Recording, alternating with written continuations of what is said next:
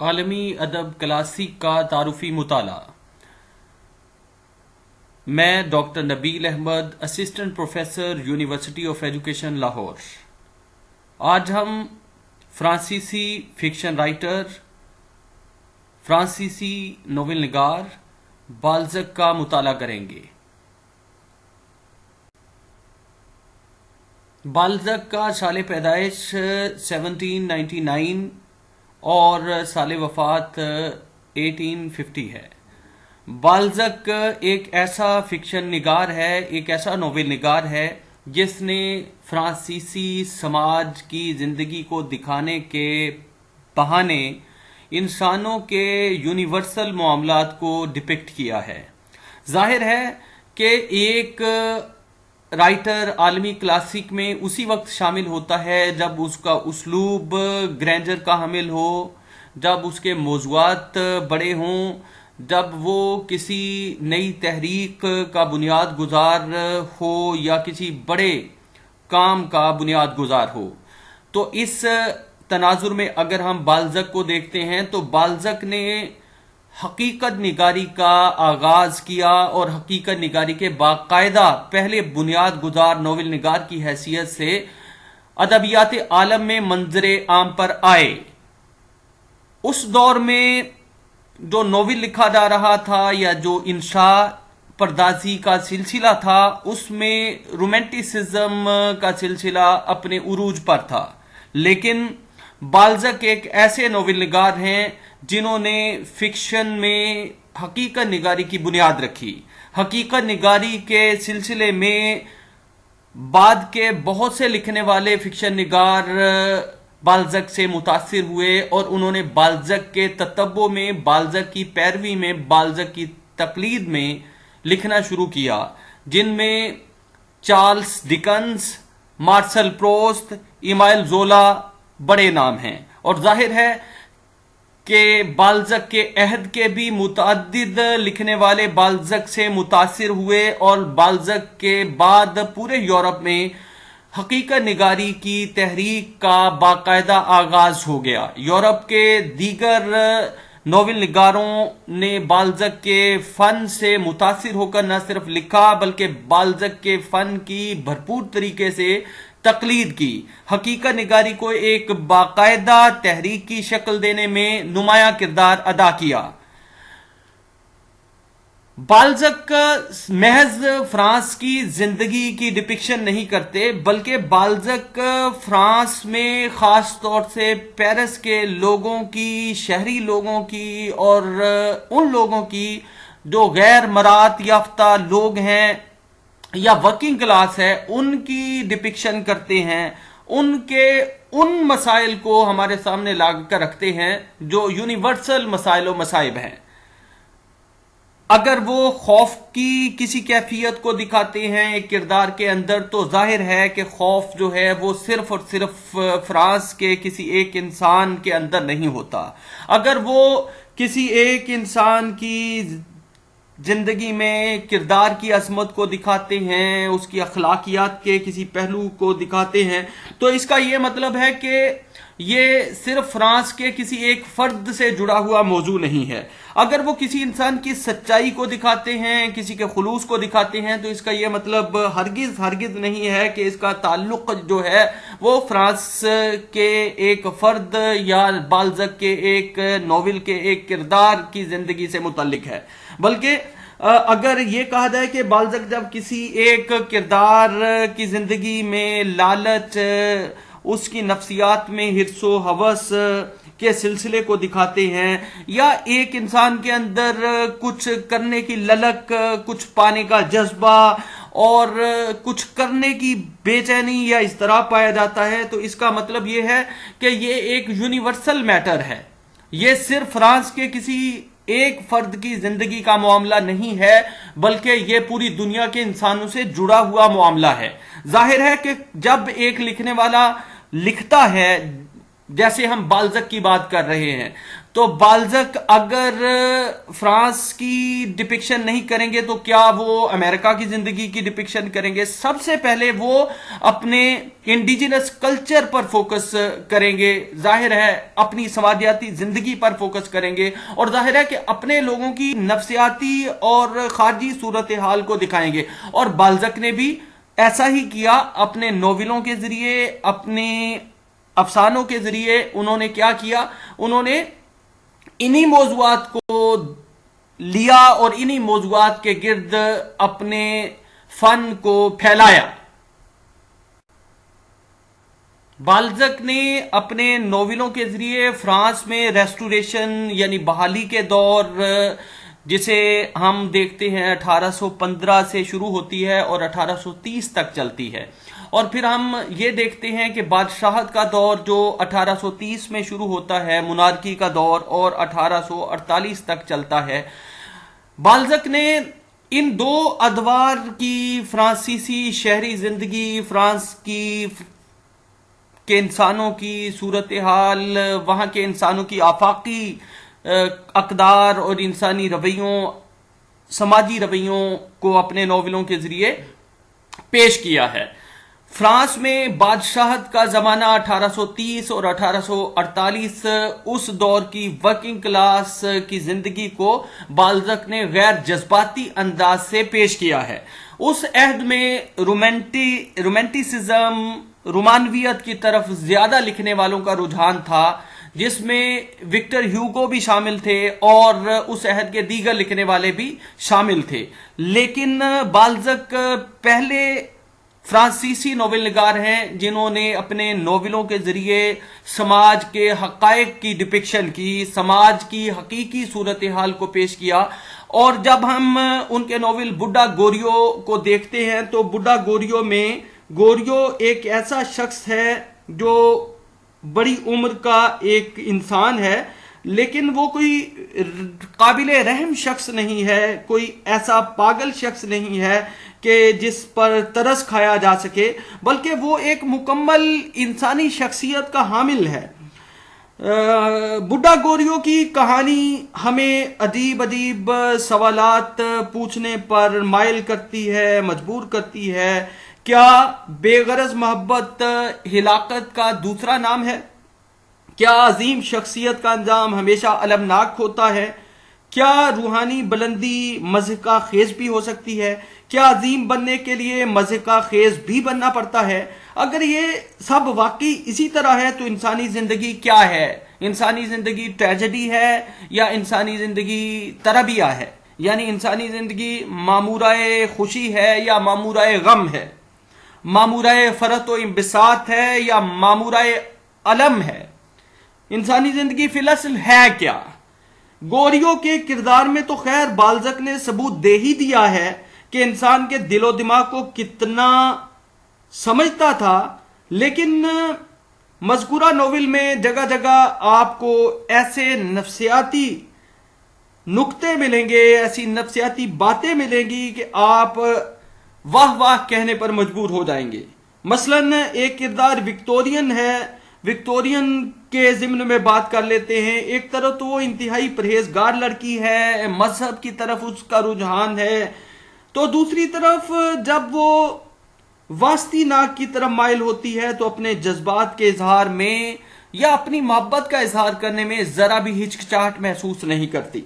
پھر یہ کتنے لطف کی بات ہے کہ اس نوجوان کے ساتھ ساتھ وہ ایک ادھیڑ عمر کے ایک کردار ووترا سے بھی دلچسپی کا اظہار کرتی ہے جو 16-17 سال کی لڑکیوں کا خاصہ ہے۔ پھر واسطی ناک کی پھوپھی ہے جو جوانی میں پیرس میں رہ چکی تھی اور وہاں کی عیاشیوں سے خوب واقف ہے، مگر اب دیہات میں پڑی موت کا انتظار کر رہی ہے۔ واسطی ناک کو پیسے کی ضرورت پڑتی ہے تو وہ اپنے ریشمی کپڑے بیچ دینے سے بھی انکار نہیں کرتی، کیونکہ وہ تخیل کے ذریعے بھتیجے کی کامرانیوں سے لطف اندوز ہونا چاہتی ہے۔ پھر وہ خط ہیں جو واسطی ناک کی ماں اور بہن نے اسے لکھے ہیں، جن کا ایک ایک لفظ ایک پوری شخصیت اور ایک پورے ماحول کی غمبازی کرتا ہے۔ خصوصاً بہن کا وہ خط تو شاہکار ہے جہاں تک لڑکیوں کی نفسیات جاننے کا تعلق ہے. کم سے کم جیمز جوائس نے اس طرح کی نفسیات کی عکاسی کی ہے. بالزک کی ٹکر کا اگر کوئی رائٹر نظر آتا ہے تو وہ جیمز جوائس ہے. یہ خط تو لڑکیوں کی نفسیات پر ایک پوری کتاب کے برابر ہیں. بہنیں گھر والوں سے چھپا کے بھائی کو پیسے بھیجتی رہی ہیں، لیکن وہ یہ بھی چاہتی ہیں کہ بات کھل جائے اور ڈانٹ پڑے تو اس قربانی میں اور بھی لطف آئے اور بھی فرحت کا احساس ہو. اور محبت کی نفسیات میں بھی بالزک استادوں کا استاد ہے. بالزک ایک انداز سے محبت کی نفسیات کو سمجھتا ہے، اس کا ادراک رکھتا ہے، اور جب وہ محبت کے مخاطبے کی طرف آتا ہے، محبت کے بیانیے کی طرف آتا ہے، تو پھر اس کی جزیات تک سے قاری کو آگاہ کراتا ہے. ظاہر ہے کہ اس کے پاس عمیق مشاہدہ ہے، وہ باریک بھی ہے، وہ فرانس کے ہر عہد کے ہر دور کے انسانوں کے بارے میں ایک وسیع مطالعہ رکھتا ہے. اور پھر جو نہایت اہم بات ہے وہ یہ ہے کہ وہ بہت ہی گہرا مشاہدہ رکھتا ہے اور اس کی یادداشت بہت اچھی ہے، اور اس کے بل پر وہ لکھتا چلا جاتا ہے. ظاہر ہے کہ فکشن کے بارے میں ایک بات یہ کی جاتی ہے کہ فکشن میں جو کچھ بھی لکھا جاتا ہے وہ کیا منوعاً حقیقت پر مبنی ہوتا ہے. ظاہر ہے کہ ایک لکھنے والا اپنے ہنر کے ذریعے، اپنے آرٹ کے ذریعے اس میں ایک ایسی خوبصورتی پیدا کرتا ہے جو اسے آرٹ بنا دیتا ہے. بصورت دیگر تو اسے ہم رپورٹنگ کہیں گے. تو حقیقت نگاری کے باب میں بالزک کے پاس ایک ہنر ہے، ایک ہنر کی وجہ سے وہ اپنے فن کو، اپنے ناولوں کو ایک فن کے درجے پر جو ہے وہ لا کر کھڑا کر دیتا ہے. ظاہر ہے کہ آرٹ اور حقیقی زندگی کے امتزاج سے وہ ایک حقیقت نگاری کا بنیاد گزار بنتا ہے، یا ایک طرح سے حقیقت نگاری کے بنیاد کے طور پر منظر عام پر آتا ہے. بالزک کا ناول بڈھا گوریو کا جب ایک ذہین قاری مطالعہ کر لیتا ہے تو یہ ناول اس کے متخیلہ پر چھا جاتا ہے. بالزک جس طرح سے اپنے کرداروں کو ڈیولپ کرتا ہے اور پھر اپنے عمیق مشاہدے کے ذریعے مختلف کرداروں کی نفسیاتی صورتحال اور ان کی خارجی زندگی کے معاملات، ان کے رویوں کو دکھاتا ہے، یہ بالزک ہی کا اختصاص ہے. بالزک اپنے تخلیقی تجربے کے ذریعے اور اپنے سماجی تجربے کے ذریعے اور پیرس کی زندگی کو دیکھنے کے بعد وہ محبت کی کربناکی کی بھی جھلک دکھاتا ہے. بالزک کے اس ناول بڈھا گوریو میں واسطی ناک کا کردار ایک لحاظ سے بہت ہی منفرد نوعیت کا ہے، جو ایک گاؤں سے آیا ہوا متوسط گھرانے سے تعلق رکھنے والا نوجوان ہے اور قانون کی تعلیم حاصل کرنے پیرس آیا ہے. ماں باپ اس لڑکے سے یہ آس لگائے بیٹھے ہیں کہ بیٹا پڑھ لکھ کر بہت سا روپیہ کمائے گا اور بہنوں کی شادی کرے گا. لیکن جب واسطی ناک شام کے وقت پیرس کی دولت مند اور حسین عورتوں کو اپنی گاڑیوں میں سیر کے لیے لے کر نکلتا ہے تو اس کے سر پر بھوت سوار ہو جاتا ہے کہ میں بھی ان لڑکوں کی طرح جو اپنی گاڑیوں میں پیرس کی حسین و جمیل لڑکیوں کو لے کر نکلے ہیں، میں بھی فیشنیبل سوسائٹی کا ایک فرد بنوں، فیشنیبل سوسائٹی کا حصہ بنوں. دولت، اقتدار، ٹھاٹھ بات، حسین عورتیں، عیاشیاں، یہ ہے اس کے ذہن میں کامیابی کا تصور.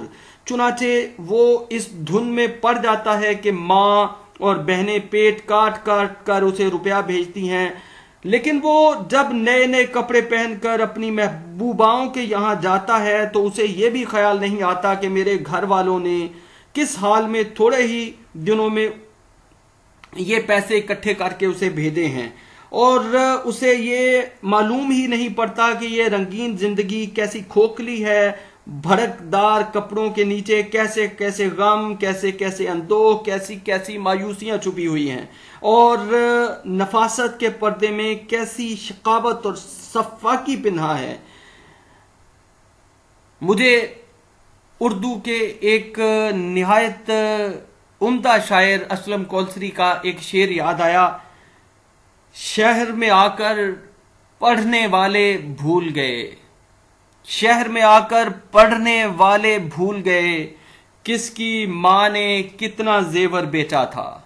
بالزک کے ناول بڈھا گوریو میں جب ہم واسطی ناک کے کردار کی نفسیات میں غواصی کرتے ہیں، اس کے باطن میں جھانکتے ہیں، تو ہمیں پتہ چلتا ہے کہ وہ پیرس کی ہوسناک فیشنیبل زندگی کے پیچھے بہت سا وقت نہ صرف لگاتا ہے بلکہ اپنی توانائی بھی لگاتا ہے، لیکن یہ بھول جاتا ہے کہ وہ ایک گاؤں سے آیا ہوا غریب خاندان کا لڑکا ہے، اور اس کے گھر والے کس انداز سے اسے پائی پائی اکٹھا کر کے، ایک ایک پیسہ اکٹھا کر کے اسے بھیجتے ہیں، لیکن وہ پیرس کی روشنیوں میں کھو گیا ہے، اور اس نے یہ باور کر لیا ہے کہ جس طرح پیرس کے لڑکے خوبصورت حسین و جمیل لڑکیوں کو اپنی گاڑیوں میں لے کر جاتے ہیں، وہ یہ سمجھتا ہے کہ شاید یہی کامیاب زندگی کا راز ہے۔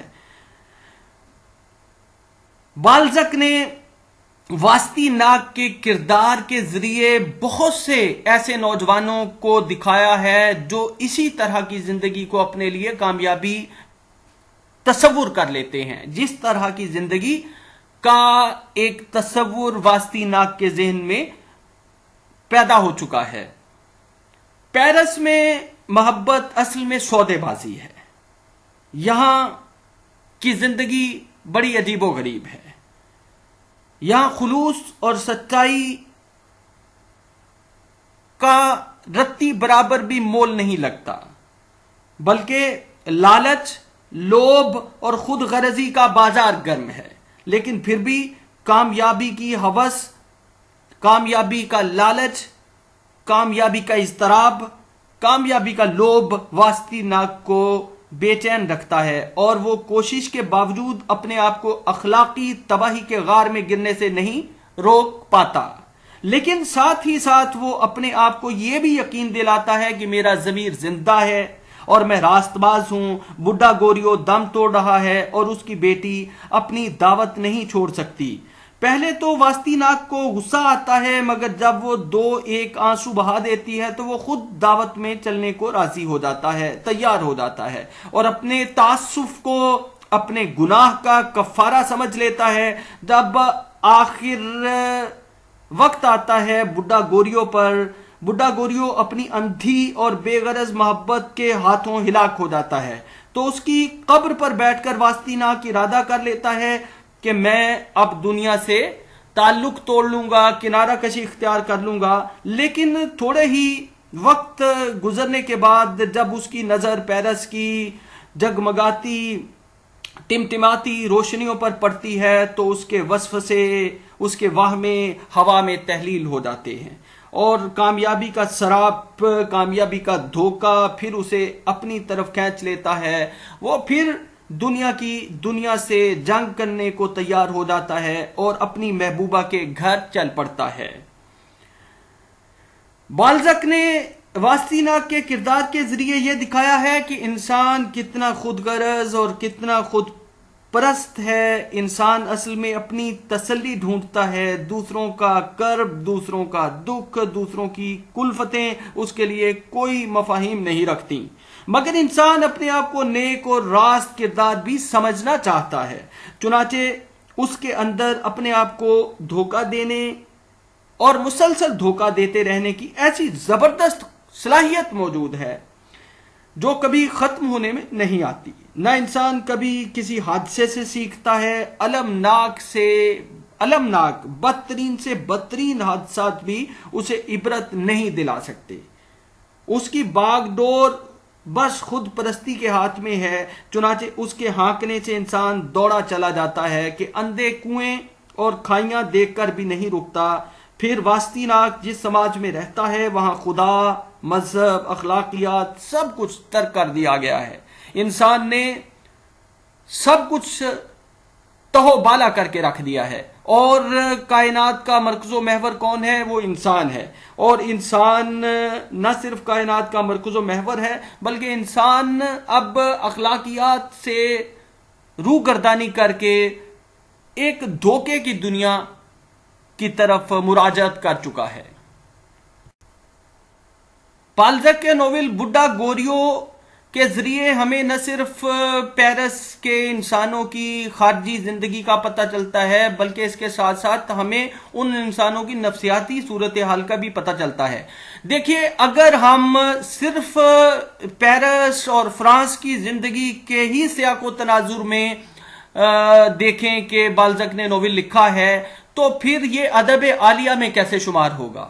بالزک کے ناول بڈھا گوریو میں انسانوں کی نفسیات، انسانوں کے رویے، انسانوں کی اخلاقیات، وہاں عشق، وہاں کی سچائیاں، وہاں کے خلوص، اور انسان کے اندر لالچ اور خود غرضی کا جو سلسلہ ہے، اور پھر انسان کسی بڑے کوز کے لیے، بڑے مقصد کے لیے کس طرح تگ و دو کرتا ہے اور اس کے اندر کس طرح کی بے چینی ہوتی ہے، اور انسان کس طرح اپنے آپ کو دھوکہ دیتا ہے اور دھوکہ دے کر خوش فہمی میں مبتلا رہتا ہے. اس طرح کے یونیورسل اقدار، اس طرح کی آفاقی ویلیوز بالزک کے ناول بڈھا گوریو کے ذریعے قاری تک پہنچتی ہیں، اور یہی وہ خصوصیات ہیں، یہی وہ اوصاف ہیں جو بالزک کے ناول بڈھا گوریو کو پیرس کی زندگی سے نکال کر پوری دنیا کی زندگی پر پھیلا دیتے ہیں، یا پوری دنیا کے انسانوں کا موضوع ایک طرح سے بن جاتا ہے. جب ہم یونیورسل ویلیوز کو دیکھتے ہیں، جب ہم ہیومن سائیکولوجی کو دیکھتے ہیں، جب ہم انسانی کرداروں کے جبلی تقاضوں کو دیکھتے ہیں، جب ہم انسانوں کے ازلی اور ابدی مسائل و مصائب کو دیکھتے ہیں، تو یہ ناول فرانس اور پیرس کی باؤنڈری سے نکل کر دنیا عالم میں پھیل جاتا ہے. یعنی یہ اس لحاظ سے پوری دنیا کے انسانوں کو متاثر کرتا ہے. بالزک کے بارے میں ایک بات یہ بھی سامنے آتی ہے کہ جب بالزک نے اپنا ناول بڈھا گوریو لکھا تو اس ناول کے ذریعے اس کی ساری تلخی، ساری کلفت اس میں سمٹ آئی. اور مجموعی اعتبار سے اگر دیکھا جائے تو بالزک اخلاقی جد و جہد سے انکار نہیں کرتا. انسان خود پرستی سے اپنے آپ کو فریب دیتا رہتا ہے، اسے جھوٹ کے نشے میں سرشار رہنا پسند ہے. یہ درست صحیح، مگر انسان میں یہ صلاحیت بھی موجود ہے کہ اپنا اخلاقی احتساب کر سکے. اس صلاحیت کے بل پر انسان ایک ایسی زندگی تعمیر کر سکتا ہے جو مکمل نہ صحیح مگر بہتر ضرور ہو سکتی ہے. یہی بالزک کا تخلیقی میسج ہے. انسانی فطرت میں نیک و بد کا امتزاج ایک طرح سے دیکھنے کو ملتا ہے، مگر انسان کو نیک و بد میں امتیاز کرنے، فرق کرنے کی اہلیت بھی ضرور پیدا کرنی چاہیے. اس کے بغیر انسانی سماج اور انسانی زندگی ممکن نہیں. چنانچہ بالزک کا ایک لحاظ سے طریقہ کار تو سائنسی ہے لیکن بنیادی نقطہ نظر اخلاقی ہے. بالزک کے ناول بڈھا گوریو کا جب ہم مطالعہ کرتے ہیں تو آغاز ہی میں ہمارا متعدد کرداروں سے واسطہ پڑتا ہے یا متعدد کرداروں سے ہماری ملاقات ہو جاتی ہے. بورڈنگ ہاؤس میں ہمیں متعدد کرداروں کی زندگی کا پتہ چلتا ہے، ان کے مصائب و مسائل کا پتہ چلتا ہے، ان کی نفسیات کا پتہ چلتا ہے، ان کی زندگی میں جو کچھ کرنے کی، کچھ پانے کی آرزو مندی ہے اس کا پتہ چلتا ہے، وہاں کے لوگوں کے زندگی کے مسائل کا پتہ چلتا ہے، محبت کی صورتحال کا پتہ چلتا ہے. بڈھی مادام وودکے نے، جس کا نام شادی سے پہلے کونفلاں تھا، پچھلے 40 سال سے لیٹن کوارٹر اور فوبرسی مارسل کے درمیان ریونو سینٹ ویو میں ایک بورڈنگ ہاؤس کھول رکھا ہے. اس کا نام میزو دکے ہے اور مردوں، عورتوں، بوڑھوں، بچوں سب کے لیے یکساں کھلا ہے. گوراس کی معقولیت پر کبھی کسی نے شک نہیں کیا، پھر بھی 40 برس سے وہاں کوئی جوان عورت نظر نہیں آئی، اور اگر کوئی نوجوان وہاں ٹھہرتا ہے تو صرف اس لیے کہ اسے گھر سے کافی پیسے نہیں ملتے. مگر 1819 میں یعنی جب یہ ڈرامہ شروع ہوا ہے وہاں ایک بالکل مفلس قلاش لڑکی رہا کرتی تھی. ناول کے آغاز ہی میں ہمارا تعارف یا ہماری ملاقات ہو جاتی ہے بڈھی مادام وودکے کے ساتھ، پھر ہماری ملاقات ریونو سینٹ ویو کے ساتھ ہو جاتی ہے، گوراس کے ساتھ ہو جاتی ہے، اور پھر ہمیں یہ پتہ چلتا ہے کہ اس بورڈنگ ہاؤس میں رہنے والے وہ لوگ ہیں جنہیں گھر سے کافی پیسے نہیں ملتے یا جن کی آمدن بہت کم ہے. ظاہر ہے کہ یہ حقیقت نگاری کے پردے میں پیرس کی زندگی اور پیرس کے انسانوں کی نفسیات کو دکھایا گیا ہے، اور ناول کا جو زمان و مکان کا ایک معاملہ ہے، ایک صورتحال ہے، یا پیرس کی زندگی کا کون سا سال ہے، تو ظاہر ہے کہ یہ 19ویں صدی کے آغاز کا زمانہ ہے. آج کل ادب کی خستہ حالی کے زمانے میں یہ لفظ ڈرامہ اس بری طرح گھس گیا ہے اور اس کی شکل ایسی تڑ مڑ گئی ہے کہ اب یہ لفظ ہی بدنام ہو کے رہ گیا ہے. مگر اسے یہاں استعمال کرنے کے علاوہ چارہ بھی کیا ہے؟ کچھ اس لیے نہیں کہ یہ کہانی لفظ کے اصلی معنوں میں ڈرامائی ہے، لیکن شاید اسے پڑھتے ہوئے لوگوں کے آنسو نکل آئیں، اکیلے میں بھی اور دوسروں کے سامنے بھی. کیا پیرس سے باہر بھی لوگ یہ کہانی سمجھ سکیں گے؟ یہ بات ذرا مشکوک ہے. یہ تو صرف ہمار اور مول روج کی بلندیوں کے درمیان رہنے والے ہی جان سکتے ہیں کہ اس میں زندگی کا کتنے قریب سے مشاہدہ کیا گیا ہے اور زندگی کی کتنی صحیح تصویر پیش کی گئی ہے. اگر ہم یہ کہیں ایک قاری کی حیثیت سے کہ یہ ناول صرف پیرس کی زندگی پر ہی مبنی ہے تو پھر اس میں ناول کی کامیابی کیا ہے؟ ظاہر ہے کہ جب ہم یہ دیکھتے ہیں کہ انسانوں کے کچھ یونیورسل معاملات ہیں، جب ہم ان یونیورسل معاملات کو سمجھنے کی کوشش کرتے ہیں یا کسی فن پارے یا ادب پارے میں ان آفاقی اقدار کو دیکھتے ہیں، تو پھر ایک فن پارہ ایک دائرے سے نکل کر بڑے دائرے میں چلا جاتا ہے. یعنی اس لحاظ سے بالزک کا ناول بڈھا گوریو صرف پیرس یا فرانس کی زندگی تک محدود نہیں ہے، بلکہ فرانس کی حدوں کو پھلانگ کر پوری دنیا تک پہنچ جاتا ہے. جہاں یہ لوگ رہتے ہیں وہ بوسیدہ دیواروں سے گرتے ہوئے چونے اور کالی کالی کیچڑ سے اٹی ہوئی نالیوں کی ایک وادی ہے، ایسی وادی جو حقیقی مصائب اور اکثر و بیشتر فریب خوردہ خوشیوں سے لبریز ہے. سنسنی خیز باتوں کے وہ ایسے عادی ہو چکے ہیں کہ جب تک کوئی ہولناک واقعہ رونما نہ ہو ان پر کسی چیز کا کوئی دیر پا اثر ہوتا نہیں. تاہم کبھی کبھی کوئی ایسا المناک اور ہوش ربا واقعہ پیش آتا ہے اور اس میں خیر شر کی ایسی عجیب آمیزش ہوتی ہے کہ یہ خود غرض اور اپنے آپ میں مگن رہنے والے لوگ بھی اپنے سارے دھندے بھول کر رکنے پر مجبور ہو جاتے ہیں.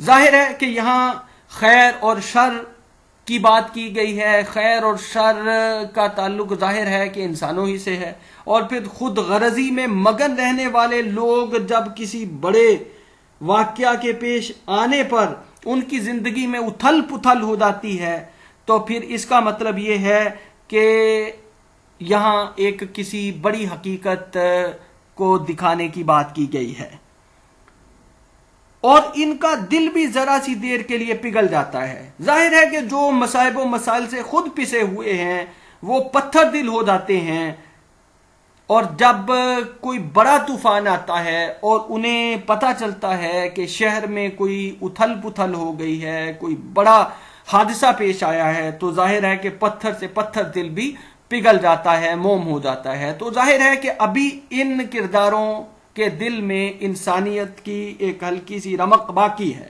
لیکن یہ تاثر بڑا گریزپا ہوتا ہے اور ایسے غائب ہو جاتا ہے جیسے کوئی لذیذ پھل منہ میں جا کے گھل جائے۔ جگن ناتھ کے رتھ کی طرح کلچر کی گاڑی بھی اس دل کے روکے نہیں رکتی جسے دوسرے دلوں کی طرح آسانی سے کچلا نہیں جا سکا۔ راستے کا یہ روڑا مٹی ہو کر رہ جاتا ہے اور گاڑی اسی فتح مندی کے ساتھ چلتی چلی جاتی ہے۔ ظاہر ہے کہ یہاں انسانی کلچر کی اس صورتحال کو دکھایا گیا ہے کہ انسان کی زندگی کسی بھی حادثے کے نتیجے میں سٹیگننٹ نہیں ہو جاتی، رک نہیں جاتی، ساکت نہیں ہو جاتی، جامد نہیں ہو جاتی، بلکہ زندگی کا یہ پہیہ چلتا ہی چلا جاتا ہے، چاہے لاکھ طوفان آئیں، چاہے لاکھ آندھیاں چلیں۔ اور جب آپ اپنے سفید سفید ہاتھوں میں یہ کتاب لیے نرم نرم گدوں والی آرام کرسی پر لیٹیں گے اور دل میں کہہ رہے ہوں گے کہ شاید یہ کتاب کچھ دلچسپ نکلے، تو آپ بھی ایسی ہی بے حسی کا مظاہرہ کریں گے جب آپ بڈھے گوریوں کے دل میں چھپے ہوئے دکھوں کا حال پڑھ چکیں گے تو آپ کی بھوک ذرا بھی کم نہ ہوگی۔ ظاہر ہے کہ یہ انسان کا وہ معاملہ ہے کہ انسان اپنی ذات کے باہر غواصی ہی نہیں کرتا، انسان اپنی ذات کے باہر تانک جھانک ہی نہیں کرتا، انسان اپنی ذات سے ہٹ کر دوسروں کی طرف دیکھنا ہی نہیں چاہتا۔ تو یہ ایک لحاظ سے انسان کی لوب بھری زندگی کو ناول نگار نے دکھایا ہے۔ آپ خود ڈٹ کے کھانا کھائیں گے، دوسرے پر کیا بیتی ہے اس سے آپ کو کچھ غرض نہیں ہوگی۔ ظاہر ہے کہ یہ ایک خود غرضی کی زندگی کی ڈپکشن کی ہے بالزک نے۔ اپنی سخت دلی کا اعتراف کرنے کے بجائے مصنف کو قصوروار ٹھہرائیں گے، اسے مبالغہ آمیزی کا مجرم گردانیں گے، اسے الزام دیں گے کہ اس نے تو خیالی طوطا مینا اڑائے ہیں۔ لیکن یقین مانیے کہ یہ ڈرامہ تو قصہ کہانی ہے نہ داستان، یہ واقعہ حرف بحرف سچا ہے، اتنا سچا کہ ہر آدمی اس المیہ کے، اس ٹریجڈی کے عناصر اپنے خاندان میں بلکہ خود اپنے دل میں پا سکتا ہے۔ ظاہر ہے کہ یہ یورپین معاشروں کی وہ زندگی ہے جس میں آپ دیکھتے ہیں کہ بورڈنگ ہاؤس میں ان لوگوں کو ٹھہرایا جاتا ہے جو ایک جگہ سے دوسری جگہ کسی کاز کے لیے، کسی مقصد کے لیے گئے ہوتے ہیں، یا پھر جن کے پاس رہنے کے لیے جگہ نہیں ہوتی تو یورپین معاشروں میں وہ بورڈنگ ہاؤس میں رہتے ہیں، یا جن کے پاس بہت کم پیسے ہوتے ہیں اور وہ کم پیسوں میں گزر بسر کرنا چاہتے ہیں تو وہ بورڈنگ ہاؤس میں جا کر جو ہے وہ رہتے ہیں۔ اور ظاہر ہے کہ ایک مخصوص دور میں جب وہاں کے نوجوان جاتے ہیں تو ان کو بھی گھر والوں سے علیحدہ ہونا پڑتا ہے، اور ظاہر ہے کہ اپنی زندگی کو ایک نئے انداز سے شروع کرنا ہوتا ہے اور اپنے بل پر زندگی گزارنا ہوتی ہے، اپنے قدموں پر چلنا ہوتا ہے، کسی اب ماں باپ یا کسی رشتہ دار کے سہارے پر وہ نہیں چل سکتے۔ تو ظاہر ہے کہ بڈھا گوریوں کی لائف کی کلفتیں جب ان کا پتہ چلتا ہے تو یہ ایک ایسا المیہ ہے کہ انسان ان کو جان بھی لیتا ہے لیکن اپنی ذات سے باہر ہی نہیں نکلتا۔ اسے اپنی ذات سے فرصت ملے تو وہ کسی دوسرے کی طرف دیکھے یا اسے کسی دوسرے سے ہمدردی ہو۔ یہاں بھی ہمیں یہی پتہ چلتا ہے کہ بڈھا گوریوں کی مصیبتوں سے تو ہم واقف ہو جاتے ہیں لیکن ہمیں یہ غرض نہیں ہے۔ اور ظاہر ہے کہ یہ کوئی ایک بڈھا گوریوں نہیں ہے جو بورڈنگ ہاؤس میں مقیم ہے، کئی ایسے کردار ہیں جو یورپین زندگی میں گھر سے کٹ جاتے ہیں اور کسی ایسے مقام پر رہتے ہیں جسے بورڈنگ ہاؤس کہا جاتا ہے، اور اس کی زندگی مصائب و مسائل سے بھری ہوتی ہے، اور دیکھنے والا، سننے والا یا ایسی کہانی پڑھنے والا اسے لطف تو لے لیتا ہے یا کچھ چند لمحات کے لیے اس کے ساتھ ہمدردی تو کر لیتا ہے، لیکن ایسا بالکل نہیں ہوتا کہ وہ جب اسے بھوک لگے تو وہ کھانا نہ کھائے۔ ظاہر ہے کہ یہ ایک خود غرضانہ معاشرے کی کہانی ہے جس سے ہمیں واسطہ پڑتا ہے، اور ظاہر ہے کہ یہ خود غرضی جو ہے وہ انسانوں میں پائی جاتی ہے۔ یہ بورڈنگ ہاؤس خود مادام کی ملکیت ہے۔ یہ مکان ریونو سینٹ ینے ویو کے نچلے کونے پر واقع ہے۔ یہاں ریودلا ربالیت کی طرف اس قدر ڈھلان ہے کہ گاڑیاں اس طرف سے کم ہی گزرتی ہیں۔ ان سڑکوں پر دو اونچی اونچی گنبد والی عمارتیں چھائی ہوئی ہیں جن کی بے رونق اور سیسے کے سے رنگ کی بنیادوں نے فضا میں سیاہی پھیلا رکھی ہے۔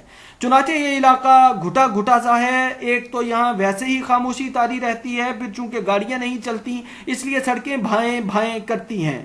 اس علاقے کی پٹڑیاں خشک پڑی ہیں، نالیوں میں نہ کیچڑ ہے نہ پانی، دیواروں کے ساتھ ساتھ گھاس اگی ہوئی ہے۔ ایسی جگہ جہاں گاڑی کے پہیوں کی گڑ گڑاہٹ بھی اتفاق ہی سے سنائی دے، جہاں مکان تنگ و تاریک ہوں اور دیواریں قید خانے کی سی لگتی ہوں، وہاں تو بے فکر گیر بھی اداس ہو جاتا ہے۔ کوئی پیرس کا آدمی بھولا بھٹکا ادھر آ نکلے تو اسے اپنے ارد گرد دو چار چیزوں کے سوا اور کچھ نظر نہ آئے۔ قیام گاہیں، شراب خانے، افلاس، کاہلی، بیکاری، قبر میں پاؤں لٹکائے بڈھے یا ہنستے کھلکھلاتے ہوئے نوجوان جن کی قسمت میں محنت مشقت ہی لکھی ہے۔ یہ پیرس کا سب سے تباہ حال علاقہ ہے اور اس سے بہت ہی کم لوگ واقف ہیں۔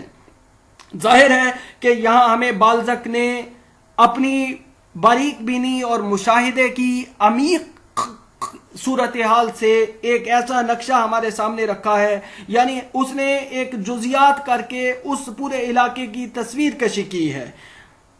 منظر نگاری میں بالزک کو کمال حاصل ہے۔ وہ جزیات کے سلسلے میں ایک شاہکار تخلیق کرنے والا ناول نگار ہے۔ ظاہر ہے کہ جب وہ بورڈنگ ہاؤس والے علاقے ریودلا ربالیت کے علاقے کی منظر کشی کرتا ہے تو ایک ایک جز کو ہمارے سامنے لا کھڑا کرتا ہے، اور ہمیں ایسے محسوس ہوتا ہے کہ یہ متحرک تصویریں ہماری آنکھوں کے سامنے گھوم گئی ہیں، اور انسان یہ سوچتا رہ جاتا ہے کہ کیا پیرس میں بھی کوئی ایسا علاقہ ہے جو تباہ حال ہے، جہاں کے لوگ پراگندہ تباہ ہیں، جہاں کے لوگوں کی زندگی میں محنت اور مشقت کے باوجود خوشحالی نام کی کوئی چیز نہیں ہے۔ ظاہر ہے کہ ہم ایک ایسی صورتحال سے متعارف ہوتے ہیں جس کا ہمیں پہلے علم نہیں ہوتا۔ یہ پیرس کا سب سے تباہ حال علاقہ ہے اور اس سے بہت ہی کم لوگ واقف ہیں، خصوصاً ریونو سینٹ ینے ویو تو بالکل ایسی ہے۔ یہ وہ مقام ہے، یہ وہ جگہ ہے جہاں کی خستہ حالی یا جہاں کی بدحالی کو بالزک نے اپنے ناول میں ڈپکٹ کیا ہے۔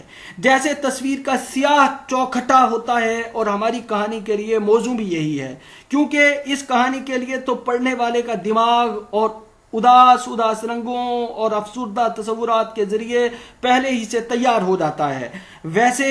بالکل ویسے ہی جس طرح کسی زیر زمین مقبرے کی سیڑھیوں پر اترتے ہوئے دن کی روشنی ہلکی پڑتی جاتی ہے اور رہنما کی آواز کھوکھلی لگنے لگتی ہے۔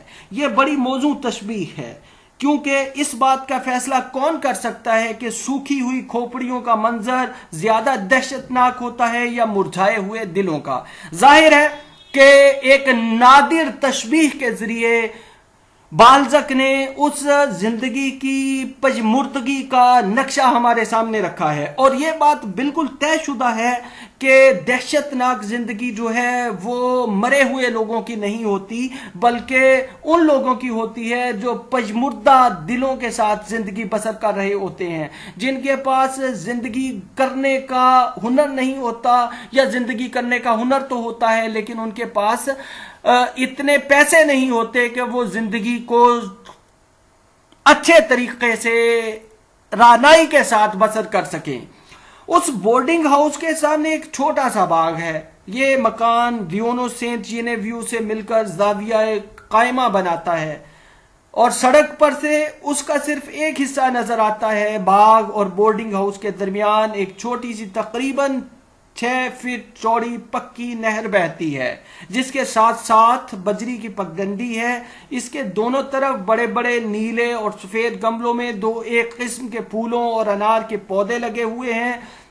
اس پگڈنڈی میں جانے کے لیے ایک طرف چھوٹا سا دروازہ ہے جہاں اوپر ایک تختہ آویزاں ہے، اس پر جلی حروف میں سیزوں ود کے اور نیچے چھوٹے حرفوں میں شرفاء اور خواتین کے لیے قیام گاہ لکھا ہے۔ یہ وہ منظر نگاری ہے جس پر ید طولہ حاصل ہے بالزک کو۔ وہ ایک ایک چیز کو مووی کیمرے کی طرح قاری کی آنکھوں کے سامنے حرکیات کے ساتھ دکھاتے چلے جاتے ہیں۔ اس پگڈنڈی میں جانے کے لیے ایک چھوٹا سا دروازہ ہے جہاں اوپر ایک تختہ آویزاں ہے۔ پگڈنڈی کے آخر میں سڑک کے مقابل دیوار پر سنگ مرمر کی سبز محراب ہے جو کسی مقامی فنکار کی کارگزاری کا نمونہ ہے۔ دن کو ادھر سے گزرے تو لکڑی کے دروازے میں سے یہ محراب دکھائی دیتی ہے۔ دروازے کے اوپر ایک گھنٹی لگی ہے جس کی آواز بڑی جھنجھناتی ہوئی تیز ہے۔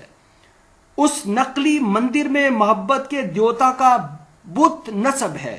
اس کی شکستہ سطح دیکھنے سے یہ گمان ہوتا ہے جیسے قریب کے کسی ہسپتال کا مریض ہو، اور جو لوگ علامتوں کے شوقین ہیں انہیں اس مجسمے میں ایک اخلاقی درس نظر آتا ہے۔ یہاں سے ہمیں بالزک لے جاتے ہیں پیرس کی یا فرانس کی مصوری کی زندگی کی طرف، یعنی وہاں کے جو آرٹسٹ ہیں وہ کس طرح سے پیرس کی زندگی کو ڈپکٹ کرتے ہیں۔ تو ایک مجسمے کے ذریعے ہمیں پیرس کی زندگی کی صورتحال سے متعارف کرواتے ہیں بالزک۔ اس کے نیچے آدھے مٹے ہوئے کتبے سے پتہ چلتا ہے کہ یہ مجسمہ کب بنا تھا، کیونکہ اس عبارت سے اس جوش و خروش کا اظہار ہوتا ہے جو 1777 میں وولتیئر کی پیرس میں واپسی پر لوگوں میں پایا جاتا تھا۔ تو جہاں بھی ہو اپنے آقا کو دیکھ، یا تو تیرا آقا ہے یا تھا یا ہونا چاہیے۔ رات کے وقت لکڑی کے جنگلے کے بجائے ایک مضبوط دروازہ لگا دیا جاتا ہے۔ باغ کے بورڈنگ ہاؤس کے اگلے حصے کی لمبائی کے برابر ہے، اس کے ایک طرف گلی ہے اور دوسری طرف برابر والے مکان کی دیوار۔ یہ وہ جزیات نگاری ہے، یہ وہ منظر نگاری ہے جو اپنی انشاء کے ذریعے، اپنے عمیق مشاہدے کے ذریعے، اپنے تخلیقی تجربے کے ذریعے بالزک قارئین کے سامنے رکھتا ہے۔ یہ دیوار اوپر سے نیچے تک عشق پیچاں سے چھپی ہوئی ہے۔ سڑک پر گزرنے والے اس عشق پیچاں سے ڈھکی ہوئی دیوار کی خوبصورتی کو بہت سراہتے ہیں، کیونکہ پیرس جیسے شہر میں یہ منظر بڑا کامیاب ہے۔ اس باغ کی دونوں دیواروں کے ساتھ ساتھ پھلوں کے درخت اور انگور کی بیلیں لگی ہوئی ہیں۔ مادام ووڈ کے ان کونوں کھدروں غبار آلود پھلوں کی نگرانی ہر سال بڑی احتیاط سے کرتی ہے، اور بورڈنگ ہاؤس میں رہنے والوں سے گفتگو کا موضوع بھی یہی ہوتا ہے۔ ہر دیوار کے ساتھ ساتھ ایک چھوٹا سا تنگ سا راستہ لیمو کے درختوں کے جھنڈ کی طرف جاتا ہے۔ مادام ووڈ کے لیمو کو نیبو کہتی ہے، حالانکہ شریف خاندان کی لڑکی کا تلفظ درست ہونا چاہیے، اور اس کے مہمان بھی اس کی اس غلطی پر تبصرہ کرتے رہتے ہیں۔ روشوں کے درمیان خالی جگہوں میں سبزیاں بوئی ہوئی ہیں، کیاریوں کے دونوں طرف مخروطی شکل کے پھلدار پیڑ ہیں۔ لیمو کے درختوں کے نیچے ایک گول سبز رنگ کی میز ہے جس کے گرد چند کرسیاں پڑی ہیں، حالانکہ یہاں ایسی گرمی ہوتی ہے کہ مرغی کو انڈوں پر بٹھایا جا سکتا ہے۔ پھر بھی جن لوگوں کے پاس قہوے کے دام ہوں وہ تفریح کے لیے یہاں آ کر بیٹھتے ہیں۔ یہ وہ منظر ہے جو قاری کی نظروں کے سامنے اپنی حرکیات کے ساتھ یکے بعد دیگرے گھومتا چلا جاتا ہے۔ دیکھیے بالزک نے جس طرح سے مادام ووڈ کے کردار کے ذریعے یہ دکھایا ہے کہ وہ ریفائنڈ لینگویج بولنے والی خاتون نہیں ہے، ظاہر ہے کہ ایک کردار جس کا ورکنگ کلاس سے تعلق ہے اس کی زبان بھی ویسی ہی ہوگی، جیسا کہ ہمیں بالزک نے بتایا کہ وہ ایک ایسا کردار ہے جو لیمو کو نیبو کہتا ہے، یعنی وہ ایک ریفائنڈ لینگویج بولنے والی عورت نہیں ہے یا اس کا چونکہ تعلق ورکنگ کلاس سے ہے لہذا اس کا روزمرہ بھی ویسا ہی ہوگا. اور پھر ہمیں اس مقام کی سیاحت کروانے کے بعد، اس مقام میں غواصی کروانے کے بعد اوپر کی کوٹھڑیاں چھوڑ کر بورڈنگ ہاؤس کی 3 منزلیں ہیں. یہاں ہمیں یہ پتہ چلتا ہے کہ ناول کا دائرہ بورڈنگ ہاؤس اور پیرس کے گرد گھومتا ہے. ظاہر ہے کہ ایک لکھنے والا اپنے لینڈ اسکیپ اور سماجی زندگی کی مخصوص صورتحال سے بھی قاری کو متعارف کرواتا ہے، اور ہمیں پتہ چلتا ہے کہ وہ بورڈنگ ہاؤس جس سے ناول کے آغاز ہی میں ہمارا تعارف ہوتا ہے اس کی 3 منزلیں ہیں. یہ تراشے ہوئے پتھر کا مکان ہے اور اس پر اس قسم کا زرد رنگ ہے جس کی وجہ سے پیرس کا تقریباً ہر مکان گندا گندا لگتا ہے. یہاں ہمیں بالزک نے یہ بھی دکھایا ہے کہ یہ کسی مقتدر کلاس کا مکان نہیں ہے یا ایک ایسا ایریا نہیں ہے جہاں ایلیٹ کلاس رہتی ہے یا طبقہ اشرافیہ کے لوگ رہتے ہیں. ظاہر ہے یہ بورڈنگ ہاؤس کے آغاز میں جب بالزک ہمیں اس پورے لوکیشن کی طرف لے کر جاتے ہیں تو ہمیں وہاں بھی پتہ چلتا ہے کہ یہ ایک پیرس کی وہ جگہ ہے جہاں خستہ حالی اپنی معراج پر ہے یا جہاں کی بدحالی جو ہے اس سے کم ہی لوگ واقف ہیں. ہر منزل کے سامنے والے حصے میں 5 کھڑکیاں ہیں جن میں چھوٹے چھوٹے شیشے لگے ہیں. کسی کھڑکی کے پردے اونچے ہیں کسی کے نیچے، اس لیے پردوں کی ڈوریاں بالکل گڑبڑ رہتی ہیں. ایک جانب ہر منزل میں 2 کھڑکیوں اور نچلی منزل کی کھڑکیوں میں لوہے کا جنگلہ لگا ہے. عمارت کے پیچھے کوئی 20 مربع فٹ کا احاطہ ہے جہاں سوروں، مرغیوں اور خرگوشوں کا بسیرا ہے. اس سے آگے جلانے کی لکڑی کے لیے کوٹھڑی ہے. اس کوٹھڑی اور باورچی خانے کی کھڑکی کے درمیان ایک نعمت خانہ لٹکا ہوا ہے جس کے نیچے نالی میں سے باورچی خانے کا چکنا چکنا پانی بہتا رہتا ہے. باورچن گھر کا سارا کوڑا احاطے کے ایک چھوٹے سے دروازے کی راہ سڑک پر نکال پھینکتی ہے اور وبا کے خوف سے اندرونی حصے کی صفائی پر گھڑوں پانی صرف کرتی ہے. یہاں ہمیں تاریخ کی طرف بھی ایک لحاظ سے ناول نگار لے جاتا ہے. یورپ میں، پورے یورپ میں 5ویں صدی عیسوی سے لے کر کم و بیش 14ویں صدی عیسوی تک پلیگ کی وبا پھیلی تھی اور 70% کے 70% کے قریب یورپ کے لوگ، یورپ کی پاپولیشن، یورپ کے افراد موت کی آغوش میں چلے گئے تھے.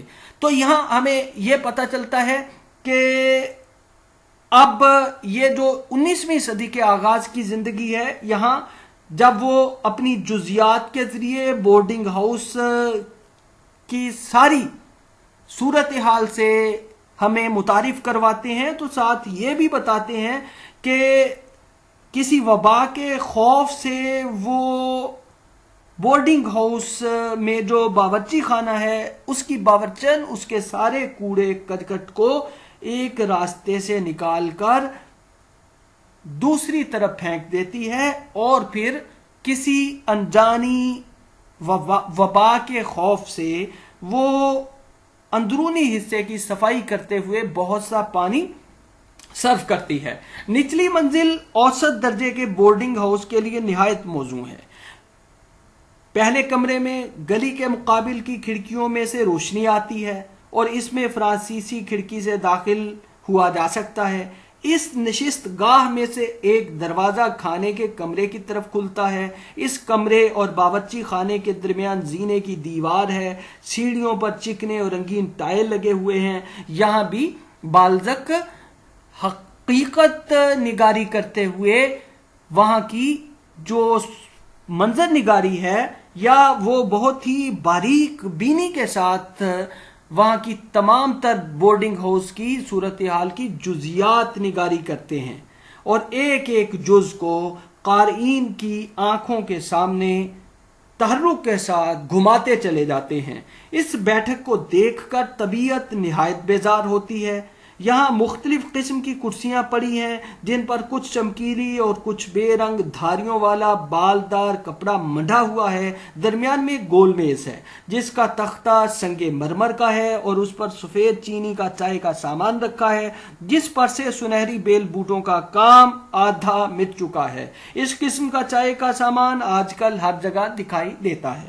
یہ وہ خستہ حالی ہے جو بورڈنگ ہاؤس کی اندرونی صورتحال کو منعکس کرتی ہے. کمرے کا فرش ناہموار ہے. دیواروں کے نچلے حصے میں کوئی کمر تک تختے لگے ہیں اور اوپر کے حصے میں روغنی کاغذ ہے جس پر یونانی قصوں سے متعلق رنگین تصویریں بنی ہوئی ہیں. جنگلے والی کھڑکیوں کے درمیان کیلپسو کی یولیسز کے بیٹے کو ضیافت کا منظر پیش کیا گیا ہے. 40 سال سے یہاں رہنے والے نوجوان اس تصویر پر تبصرہ کرتے رہے ہیں جس سے یہ ظاہر کرنا مقصود ہوتا ہے کہ غربت کی وجہ سے وہ ایسا کھانا کھانے پر مجبور تو ہیں مگر ان کا درجہ کہیں بلند ہے. یہاں فکشن نگار نے اپنے منہ قلم کے ذریعے یہ بھی دکھایا ہے کہ فرانس کے لوگ آرٹ میں مصوری میں دلچسپی لیتے ہیں اور یہی وجہ ہے کہ بورڈنگ ہاؤس کی جب 3 منزلوں کے ایک حصے سے قاری کو متعارف کرواتے ہیں یا اس کی تصویر کشی کرتے ہیں تو وہ ایک دیوار کے نچلے حصے میں لگی ہوئی یونانی قصوں سے متعلق رنگین تصویروں کی بھی جھلکیاں دکھاتے ہیں. ظاہر ہے کہ اس سے وہ فرانس کے فن جمالیات کی طرف بھی قاری کو لے جاتے ہیں. جب وہ بورڈنگ ہاؤس کی ایک چیز کو دکھاتے چلے جاتے ہیں تو پتہ چلتا ہے کہ پتھر آتش دان پر دونوں طرف شیشے کے گلدان رکھے ہیں جن میں مرجھائے ہوئے مصنوعی پھول الٹے سیدھے ٹھسے ہوئے ہیں. ان کے درمیان نیلے رنگ کی سنگ مرمر کی گھڑی رکھی ہے. ان سب چیزوں سے صاحب خانہ کی بدمذاقی جھلکتی ہے. اس انگیٹھی کی صفائی اور ستھرا پن یہ ظاہر کرتا ہے کہ یہاں سوائے چند خاص موقعوں کے کبھی آگ روشن نہیں ہوتی. اس پہلے کمرے میں سے کچھ ایسی بسان سی نکلتی ہے کہ اس کے لیے کوئی لفظ ملنا مشکل ہے. اسے بورڈنگ ہاؤس کی مخصوص بو ہی کہا جائے تو مناسب ہوگا. فضا میں ان کمروں کی سی گھٹن سیلن اور بوسیدگی کا احساس ہوتا ہے جہاں ہوا کا گزر تک نہ ہو. نمی کپڑوں میں جذب ہوتی چلی جاتی ہے اور ہر سانس کے ساتھ بدن میں ٹھنڈ سی گھستی ہے. بورڈنگ ہاؤس میں آج تک جتنی دفعہ بھی کھانا کھایا گیا ہے اس کی بو یہاں کی ہوا میں بس کر رہ گئی ہے. سارے مکان میں باورچی خانے کی سی بساند آتی ہے اور ساتھ ہی وہ بدبو شامل ہے جو مفلوق الحال لوگوں کی پناہ گاہوں سے مخصوص ہے. یہاں کے رہنے والے بڈھے ہوں یا جوان سب کے سب اپنے سانس کے ساتھ ہوا میں کسی نہ کسی مرض کے جراثیم پھیلاتے ہیں. اگر ان کی کراہت انگیز عناصر کا کسی طرح اندازہ لگ جائے تو شاید اس بو کی بھی صحیح تعریف ہو سکے.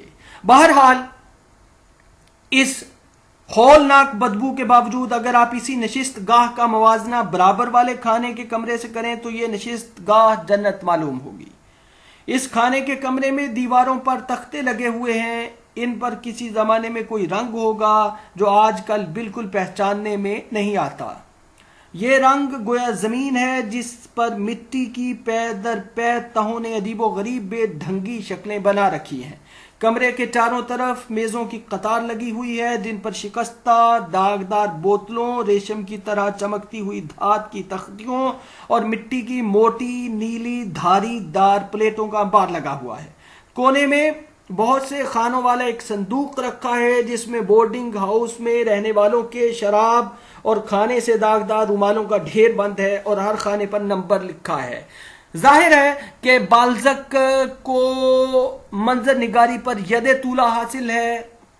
وہ منظر نگاری کرتے ہوئے یورپین معاشرت کی بھی جھلکیاں دکھاتے چلے جاتے ہیں. یعنی وہاں طعام و انصرام کی کیفیت کیا ہے, وہاں کے لوگوں کا کھانا کیسا ہے, وہاں بورڈنگ ہاؤس میں رہنے والوں کی زندگی کی صورتحال کیسی ہے. ظاہر ہے کہ وہ ان کی مفلوق الحالی اور وہاں کی تصویر کشی کے ذریعے ہمیں وہاں کے لوگوں کی خستہ حالی کو بھی دکھاتے ہیں اور ان کے کلچر کو بھی دکھاتے ہیں، ان کے کھانے میں کیا شامل ہے، ان کے لائف سٹائل میں کیا شامل ہے، وغیرہ وغیرہ، ان کے رویے کیسے ہیں، ان کا مذاق کیسا ہے، ان کے مزاج کیسے ہیں، وغیرہ وغیرہ۔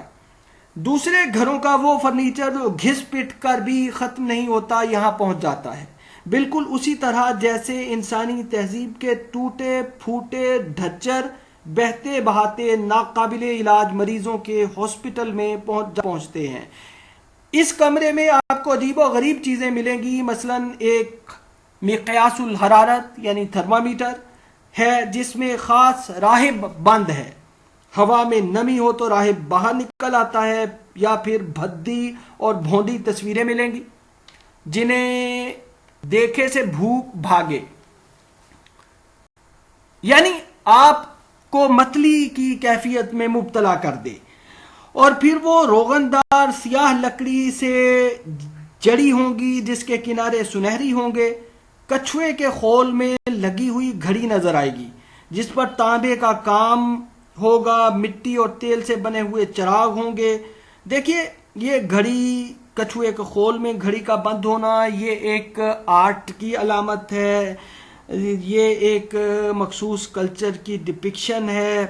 اور پھر جس پر تانبے کا کام ہوگا، مٹی اور تیل سے بنے ہوئے چراغ، ظاہر ہے کہ یہ اس زندگی کی جیتی جاگتی تصویریں ہیں جن سے متعارف کرواتے ہیں بالزک۔ کوئی لمبی سی چیز ہوگی جس پر کرمچی اتنی گندی اور چکنی ہوگی کہ کسی ظریف طبع آدمی کا جی چاہے تو ناخن سے اپنا نام لکھ دے۔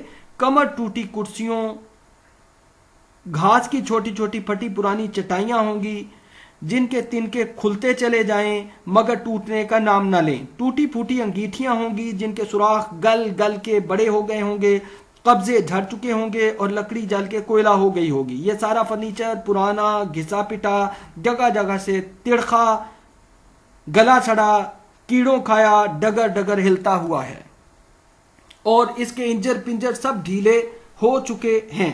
لیکن اگر اس کی حالت کا پورا بیان مقصود ہو تو کہانی کا سلسلہ بیچ میں توڑنا پڑے گا۔